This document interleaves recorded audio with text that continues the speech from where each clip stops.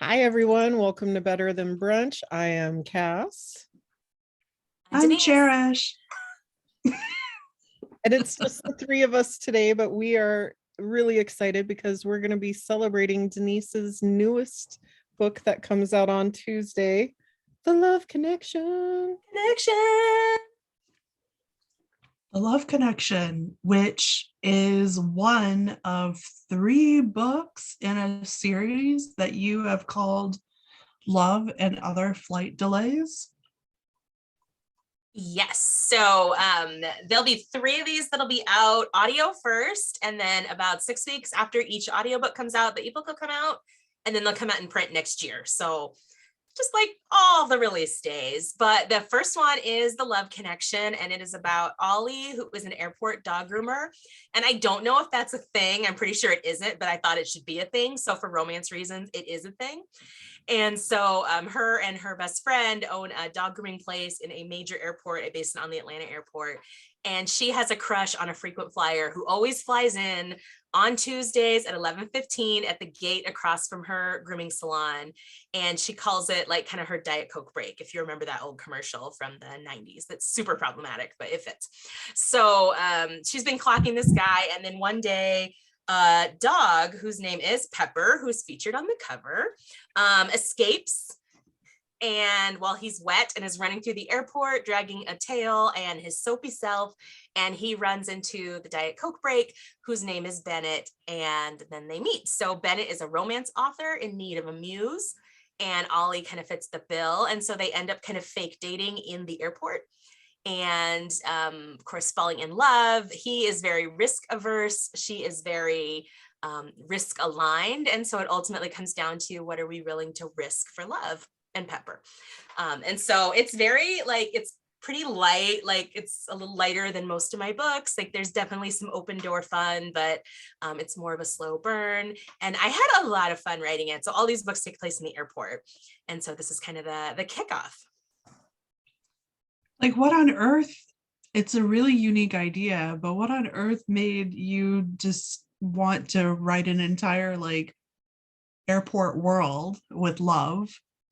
Well, originally, when we were coming up with the idea was like a small town romance, and I have never lived in what I would call a real small town. And so I didn't really know how to write that. And so I thought about more like small communities, and I thought about the airport, and I love airports. I think I took my first international flight when I was like 6 weeks old. Like, I've always loved travel. I love airports. And that idea of like so many stories and people just coalescing in one place and just being there together for this short amount of time. I don't know, there's so much that's always felt very romantic to me. And so, I thought about, what's the community of people like that work in the airport? So as a traveler, we're always transient, but what about this community of people who work in this pretty small place? And so that's kind of where I thought, for some of these stories, it's airport employees, and you get to kind of see their lives and the relationships they build. But yeah, that's kind of where it came from. And then I don't know beyond that. Like, it was pandemic times. It's kind of I went into a fugue state. Who knows what happened years ago? Who knows? But I like that. A small community. Yeah, I don't think I've lived or grown up in any kind of small town. And so I think this is a really cool alternative. Do all 3 stories take place in the same airport? Kind of. So the first and the third both take place in the same airport. And then the first is an airport employee and the traveler. The second is 2 travelers. So they fly through this airport, but it's one of the characters from the first book. And then the third one is 2 people who work in the airport, and they're solving a mystery. And so one of my favorite characters is this really small role, but it's Martin, who is a custodian, who's kind of an older guy and is in everybody's business. And you kind of just see him in passing in all 3 books. And then the epilogue is actually from his perspective, because he's just kind of all up in everybody's business as this nosy old man. We like people who like to get into the mess. I am one of those people. I based him on you, of course. No, I'm just kidding. Thank you. Always got an ear out for gossip. Yes. So I feel like we have to talk about the research that you did to write this, because tax season is coming up soon and you got to write off your research. I did. Some of it anyway, it was, I think my novel that's out in September was due like June 1 or July 1. And so whatever day that was, I turned it in a few days early, and then I booked a flight when flights were super cheap. So I flew first class because it was nice to be bougie for a minute. And I did like a 3-city airport tour just by myself to write, and just to be back in airports, because I hadn't been in an airport in 2 years, a year and a half. It felt like a decade. And so that was amazing. One, because it was like nobody was with me. I didn't have a kid with me. I was just like by myself. Traveling first class was amazing. All the hotels were pretty cheap. And it was weird and a little scary to travel again, but it was kind of lovely and wonderful too. So yeah, I booked flights that had as many like long layovers in different spaces as I could, just to kind of spend time in airports and on planes and in travel mode. And then just talking to like different people about their travel stories. And then also I thoroughly researched if airport dog groomers are a thing. I mean, not that thoroughly, but I'm pretty sure they're not. Pretty sure there are several laws that would forbid that, but that's okay. Because then I just said in the book, due to some recent changes in policy, now we can have this. But so that was kind of awesome. And like, I guess a writing retreat for one, because I really was like, I did a few things, here and there, like to explore the different kind of cities I was in, but mostly like I was in my room writing, or in the lobby writing, or like in a park writing, and like knocking out the book. So I wrote this entire one on that trip, and then got started on the second one while I was on that kind of 4 or 5 day trip. So you are from the Midwest. Which airports did you go through? I flew through Minneapolis, Atlanta. Where else did I go through? Did you go to South Carolina? I got more direct I got more direct flights than I wanted. Austin, there's one I'm leaving off. But then I also pulled from, like, I've flown through Denver a lot, and so I pulled from that, and like Detroit and Minneapolis. And so those are airports I've been in a lot. And so I kind of pulled from some of the community of them there too. Detroit's a good airport. I love the Detroit airport, and like the tube that you walk through that's like got artwork in the glass. And the same thing in Atlanta, like they have this kind of, you go down the escalator into kind of the train tube, and they have like historical displays about the city, and like I referenced that in there too. And so it was just some of those like little things that I liked, and then things that don't exist, but I just thought they should be there, and so that was fun too. Well, yeah, I like it. Well, I guess I think I may have gotten it started, but like favorite airports or least favorite airports we've all encountered. What about you, Cass? I think my favorite airport is the Las Vegas airport, because you can gamble while you're there. Perfect. I would be disappointed if you couldn't. I know. It's a great way to spend time when you're stuck in an airport. And then I think my least favorite airport is probably Denver Airport, only because there's always turbulence flying into Denver, it feels like. And so it just never makes the flight fun. And then I've been stuck in a blizzard at Denver Airport. Yeah, I don't know. It's not my favorite. Nah. Denver several times too. I'm gonna say that Dallas Fort Worth is one of my least favorites, and O'Hare, Chicago O'Hare, not a fan. Dallas Fort Worth, I got stuck in like a couple of times, and flights were just, probably wasn't the airport's fault, but I will always pin it on them and all I wanted to do was just get back to Michigan area, or when I was living in Toledo, I only wanted to get back to Toledo, but they sent me way out of the way to Detroit's airport because that's all they had left. And so I guess I'll always have beef with Dallas Fort Worth. I mean, we hadn't had any beef mentioned yet, so I'm really like excited.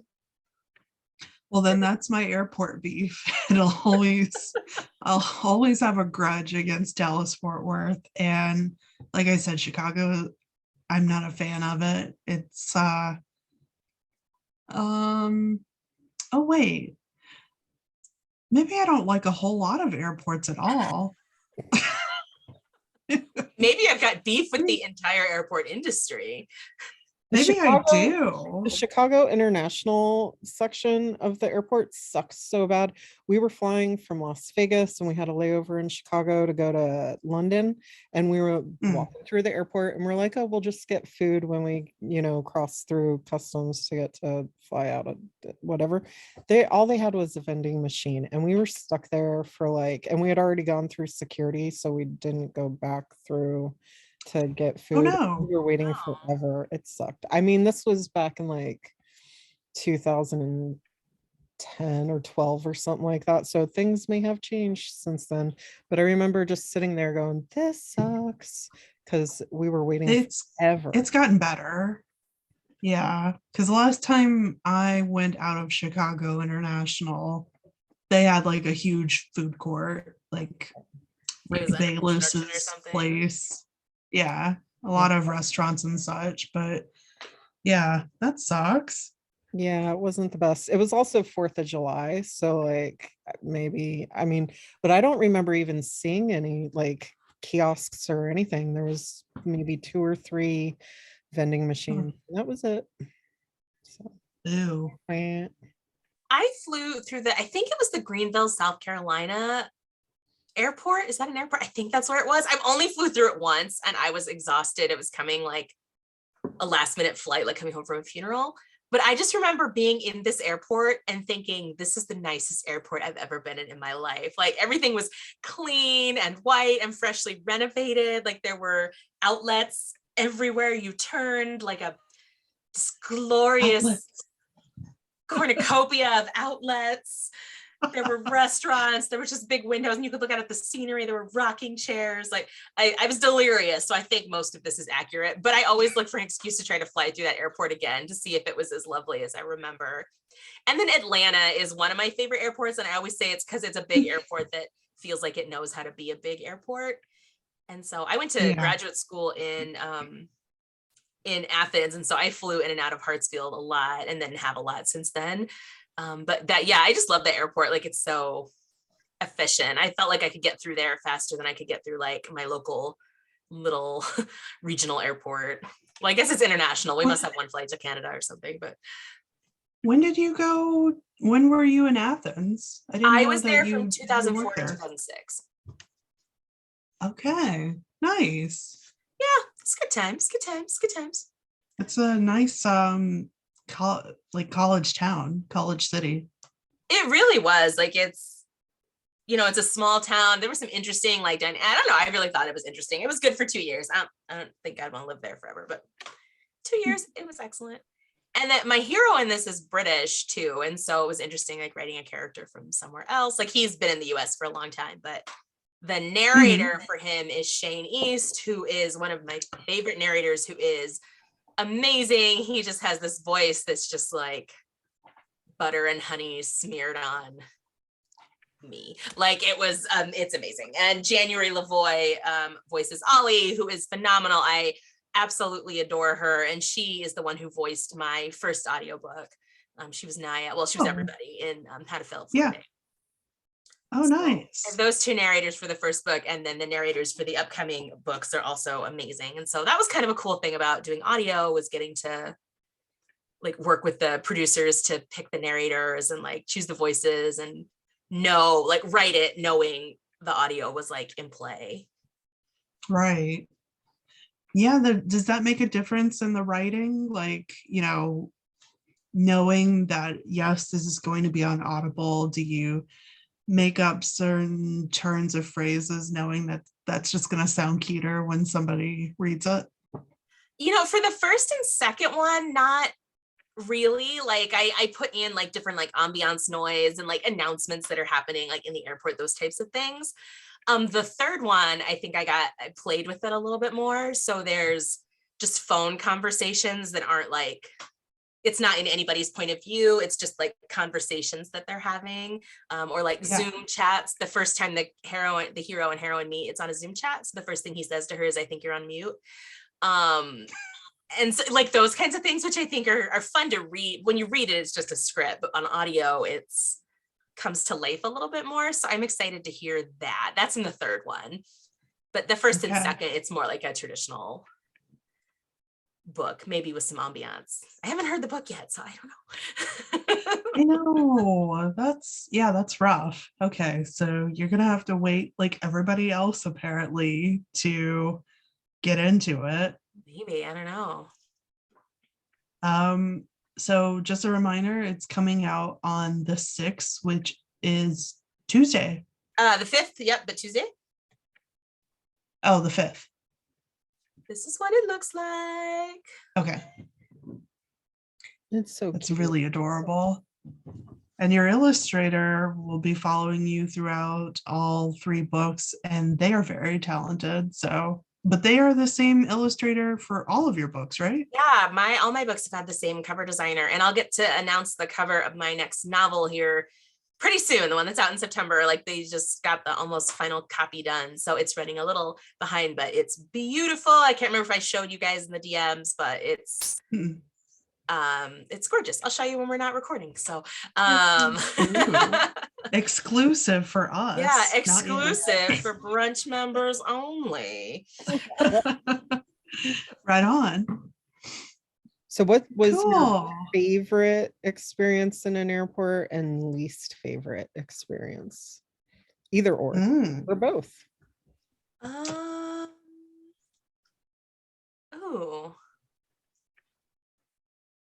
Yeah, I'm gonna think on this and let Denise go first. I don't know if I have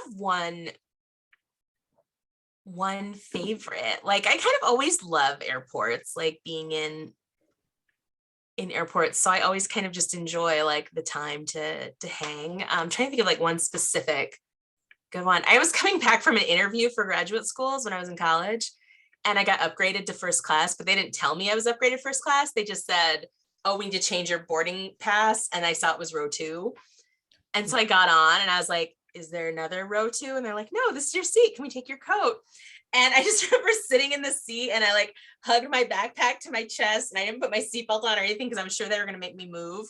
And I was a senior in college at the time. And I just remember sitting there like this, and they're like, "Can we get you something to drink?" And I was like, can I have a Diet Coke?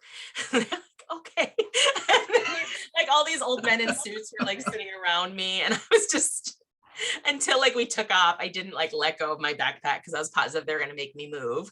But that was my first time flying first class, and now I'm that person. You are the people who avert their eyes when all the poor people walk past. Like No, because I almost never get to fly first class, but don't make eye contact with them. And the only people in it was a small first class section, but every single person was a woman of color.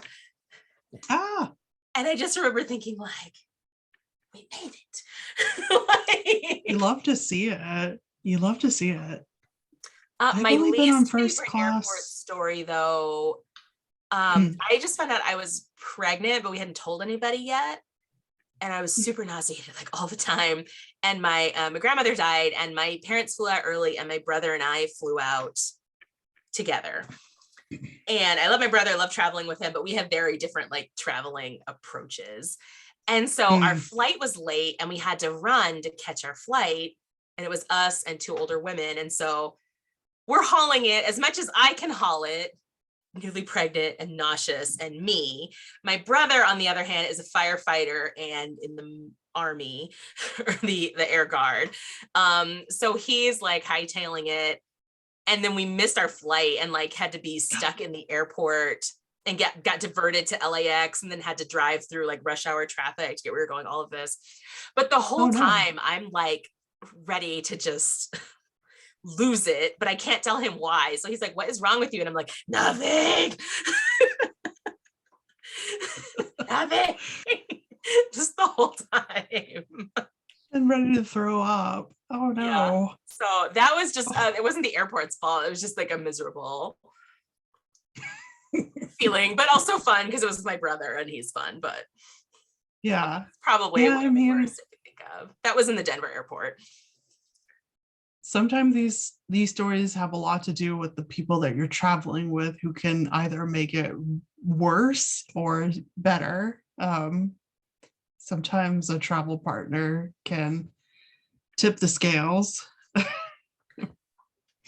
I think I caused somebody's worst airport like experience. Oh no. There were 3 of us at my first job and we decided to go to Chicago for a long weekend. And 2 of us like were booking all our travel, and both of us love airports and we love to fly and we love to be on planes. And I think one of us had never been through Atlanta. It must have been Matt. And so we're like, let's take our return flight from Chicago to Nebraska via Atlanta. So, which instead of being a 45-minute flight is like a 2.5-hour flight. I don't know why we did that. That was so dumb. But we booked that intentionally, not knowing that our third person hated to fly. And then we hit all of this turbulence between Chicago and Atlanta. And so we felt so bad because we were like, we chose this. Like, this was intentional. And then we had all this turbulence, and then we got flight delayed in Atlanta. So we had to stay there for like 2 hours or something like that. And so Wendy, if you're watching, I'm sorry. I felt bad about it for a decade. Ruin her life. We made it back eventually. Well, I would say my travel usually goes pretty smoothly. It's been pandemic related that travel has been awful.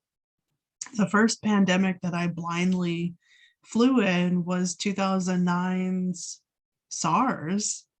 And I think going from Chicago to Tokyo and then Thailand, I don't think I was fully aware of like what all was going on in Asian countries. And so when we got to Japan, the people got on board and started taking everybody's temperature.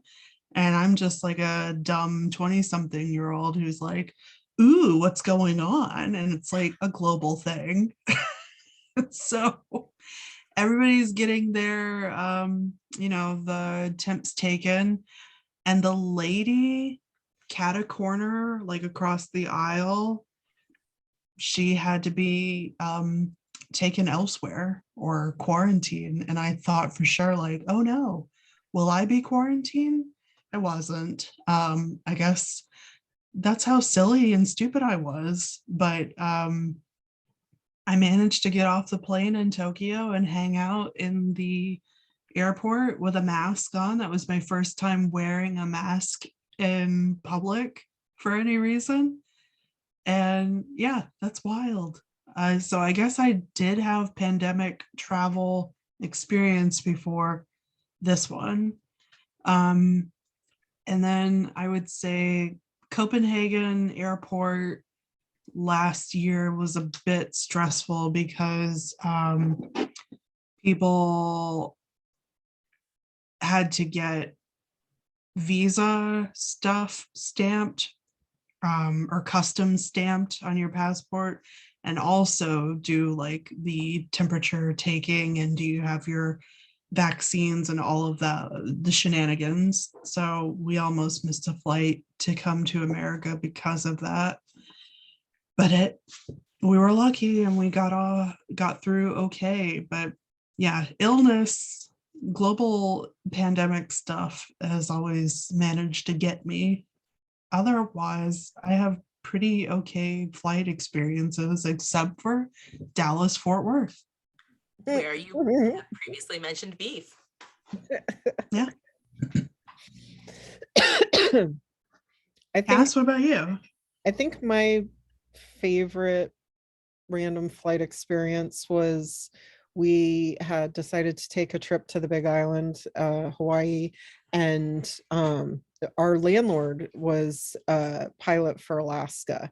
And so when we got on the plane, our seats are all the way in the back, and it was us, our kids, my mother-in-law, my sister. And so, we had like essentially 2 rows of us, and we're either just about to take off or we had just gotten in the sky, and the captain comes on and he says his name, and I elbow Max. I'm like, oh shit, that's our landlord. And so we waved to the stewardess, and we were like, can you tell the captain, if you get a chance, that his tenants are flying today? And so she went and she told him, and she came back and she's like, you guys have free drinks your entire flight. It's on the house. And we were like, yay. Oh, So that made it very, very nice, because I think it was like, I don't know, like a 6-hour flight or something. So that where was were you're going from? Washington to Hawaii. Yeah. Okay. Yeah. And Yeah, that is nice. yeah, it was really nice. And I was like, there's no way that anything bad's gonna happen on this flight, because he wants his rent money. So And that's that. Yes. Yeah. You also hope your pilot doesn't want anything bad to happen on the flight, This is true. period. But yes, extra assurance. Yes. And then I think the worst experience would be when we were flying to Mexico once. We were just tootling along. There was no turbulence. And then out of nowhere, our plane just like did one of those weird, like stomach dropping drops. And Max and I hit our heads together. Like there was that much of a boom. And so I spent the Oh. entire time with my jacket over my head the rest of the flight, because I was just so scared that we were gonna No. crash. Like I hadn't flown too much at that point, and so just having that stomach fall out of you feeling out of nowhere. I mean, Oh, nowadays, I if hate you're in it. turbulence for a while, you almost get used to it, but when it happens just really quick out of nowhere, you just can't. Yeah. So I think that was my least favorite experience. Yeah, that's the worst. I don't like the sudden plummet. Mm-mm, That's no. where you come up out of your seat like zero G forces. I actually Yeah. kind of love that. No, No, thank you. no. Always love that. But I also always think every time I'm going to fly, I have this feeling I'm going to run into my ex. And I don't know why I think that, like one specific ex. And it's not like I want to get back together with them. It's not like it's a pettiness thing. Like we're friends on social media. And it's not like I've ever run into him in an airport, but I still always have this feeling like, gotta look good, gotta have my life together. Have You you know, my ex. It's never happened, but that's actually kind of where I was thinking, like when I started penning the book, I was like, what if? Have you ever had like small world experiences, like seen somebody in a random airport that that you weren't expecting to see, or even a flight with somebody? Yeah, I have had that happen, Yeah. just never an ex. Yeah. Yeah, that's weird. Like coming back from another country. I think it was in Chicago. And then because I'm from, downstate Illinois, central Illinois. So yeah, you're going to see like a lot of Chicago people that you might know, but it felt like I've come back from another world and oh my God, that's somebody that I went to school with. And you're like, do I want to talk to them? No, not really. Somebody that you used to know. Yeah, I'm all sweaty and gross. I don't really need to talk to anybody. We were walking through the airport once and we saw Max's brother, and we had no idea that he was flying. Because neither of us lived in Vegas at the time. We were flying out of Vegas and he was flying into Vegas, and we crossed each other walking, and Max looked and he was like, holy shit. And so that was a random occurrence. That was really funny. Yeah. I want to say that his brother lived in Tucson and we lived in Santa Fe, New Mexico at the time. So there was really no reason for either of us to cross paths in Las Vegas, of all places, but we did. I didn't That's write that in cool. any of the books, but I love the idea of that as a meet cute, like just maybe the next Mhm. book, who knows? So do you want, before we wrap up, do you want me to Joe Top Chart since we have not in a while? Yes. We have not, and Hit me. I want it desperately. We have to give you some prompts. Yeah, I need a profession, a location. Hmm. The big island of Hawaii is a location, Okay. and Cass' occupation. The person who studies manta rays. Ooh, Y'all are killing me. I've been to Hawaii since I was like 3, and I don't know if I could pick a manta ray out of a hat. Okay. So they're like the Wings. They're like the the flying birds of the things. sea. Birds of- sure. Yeah. Okay, a grizzled manta ray ologist. Would that be a marine biologist? Would there be a Yeah, specialty probably. then? Marine biologist with a specialty of manta ray. Okay, marine biologist Joe Topray has moved to Hawaii after a bad breakup. In his previous life, he was the very famous host of a nature show, and him and his longtime partner hosted it together. And then it turned out the partner was not having an affair, but was courting offers from Netflix to create their own special. And so they left and created this other show that then put Joe Topray's show kind of off the air and out of popularity. So dragged down by life, escapes to the big island of Hawaii, where he feels like he can make a new start, and gets a job as an adjunct in the marine biology program at the University of Hawaii. Honolulu. And I don't know if they have a marine biology program, but let's say they do, where he, just decides to live a quiet life, study the manta rays he loves, learn the island, learn the culture, and just become a good citizen. And in the meantime, he has to share an office with an up and coming professor in the marine biology program who studies not manta rays. That is the world's Squid. foremost expert on sea anemones. Squids. Are there sea anemones in Hawaii? Maybe, probably, I don't but know squids. their habitats. Let's say that they are. Squids. What? I've been shouting about squids. Okay, the foremost expert on sea squids, and we'll call her Jane Bottom Squid.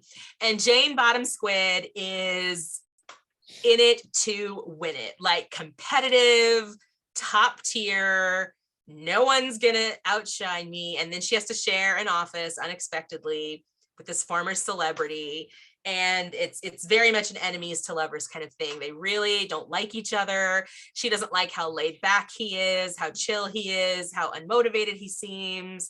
She thinks he thinks she's too uptight. And then they have to go on a sea expedition together, and there's only one boat. Ooh. So they have to yeah. share a boat, and then they get stuck on this boat for reasons. And while she is really trying hard to study the squids and he is studying the manta rays, they're in their wetsuits and they collide. And then they're trying to care for each other and untangle their hoses. And as they get back to the boat, they're so relieved that they kiss on this boat. And then it turns into more. And it turns out Joe Topray can get it. And Jane Bottom Squid can also get it. And so they start this sort of tour d'affaire on this boat, and they still have to share this office. So they decide, like, okay, when we're in the office, we still hate each other. We're competitors for this grant funding that just came up. But every time we're out on the boat, like, we can soften for each other. And then a love affair grows, and it turns out that Jane Bottom Squid has her own grizzled backstory, but that she really can be herself with Joe Topray. And then in the end, they get their own show on Netflix that knocks his exes out of the top tier. Yes. And they use it to bring funding to nature conservation in Hawaii. Nice. Woo. Squid. There's only one Oh, boat. good. Pretty excited about that. There's only one boat, and that's the title. Yeah. Okay. I love it. Or there's only And one so- wetsuit. No, I think there's only one boat works better. Okay.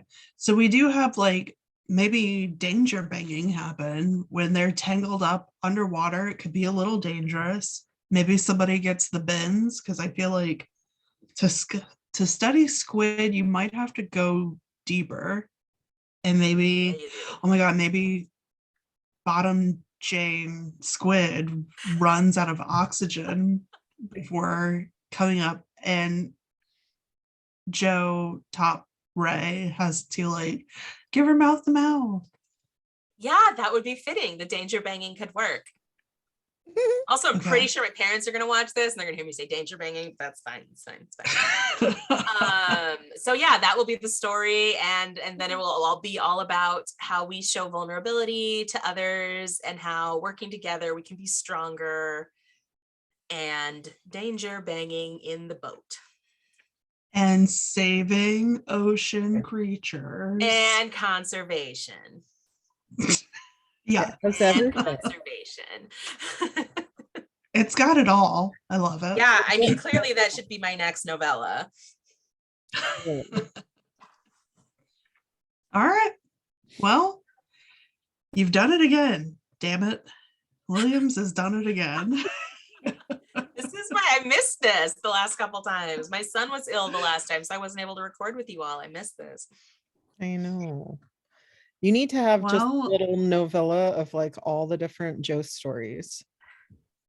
I Yeah, still like a have a super- post-it right up in front of me that says Joe Top Chart is canceled. Poor Joe. He is. And I don't remember why. I don't remember why he got canceled, but I'm sure it was a good reason. Originally, it was the boy band story, right? Like that was the first Yes. ever Joe That Top. was the first one. Yeah. The OG. So many if you will. fruits. Yes. Yeah. Yeah, we need like a super cut of all the Joes. Yeah, if anybody could work on that in their like large amounts of free time, that would be That would be amazing. excellent. Yeah. It might have a bit more positive spin than all of Cherish's beefs, but that would also be an excellent book. The Cherish Read Beef Oh. Cookbook. It could fill several volumes of all the hateration that I have. Hate, hate, hate. It's like Julia Child meets hateration. A soupçon of bitter. I'm so angry about so many things all the time. I love it. Warms my heart. Well, thank you all for celebrating release with me. I'm so excited always to get to chat with you. You too. Yeah. And everyone listening, remember Tuesday is the audio. And then throughout the year, you get also the opportunity. The ebook comes out May 17th. And then the Okay. next audio will be out June 3rd. And then the next audio after that will be out, May 3rd and then June 7th. There's too many release dates and I cannot keep them straight, but they're all on my website. Yes. Yeah, Check this the one's on Tuesday. website. And then in Audio next year, they all Tuesday. come out on in a collection together, right? In print. Yeah, so next spring they'll all come out in a printed bundle called Love and Other Flight Delays. So there'll be a cover reveal coming for that sometime soon. Awesome. Nice. Well, I can't wait Yay. to add to my Denise collection. I know. Everyone, Well, hope you have a fantastic Sunday, whatever time zone you're in. keep soaring those friendly skies, and maybe you too can fall in love in an airport. Oh, I love that. Bye, everyone. Bye.